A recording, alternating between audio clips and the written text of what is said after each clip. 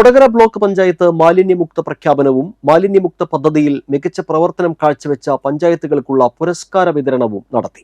Kodakara block പഞ്ചായത്തിലെ മികച്ച പഞ്ചായത്തായി നെന്മണിക്കര, കൊടകര ഗ്രാമപഞ്ചായത്തുകളെ തെരഞ്ഞെടുത്തു.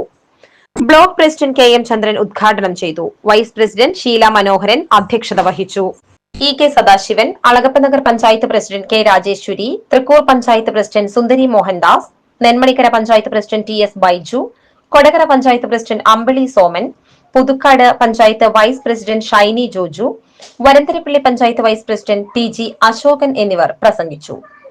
മികച്ച ഗ്രാമപഞ്ചായത്തിന് പുറമെ മികച്ച സർക്കാർ സ്ഥാപനം, സ്വകാര്യ സ്ഥാപനം, വ്യാപാര സ്ഥാപനം, റെസിഡൻഷ്യൽ അസോസിയേഷൻ, വായനശാല, ഹരിത ടൗൺ, പൊതു ഇടം, CDS, ഹരിതകർമ്മസേന എന്നിവയെയും തെരഞ്ഞെടുത്തുകൊണ്ട് പുരസ്കാര വിതരണം നടത്തി.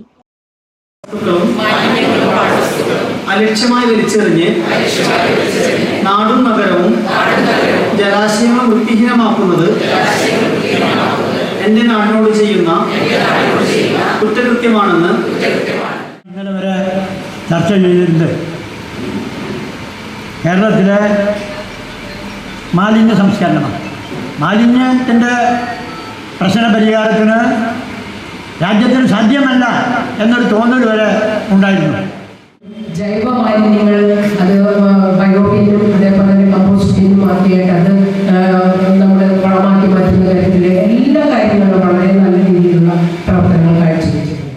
നമ്മുടെ പഞ്ചായത്തുകളിൽ മഹനീയവും മാതൃകാപരവുമായ പ്രവർത്തനം കാഴ്ചവെച്ച് കൊടകര ബ്ലോക്ക് പഞ്ചായത്തിൻ്റെ ആദരവ് ഏറ്റുവാങ്ങുകയാണ്.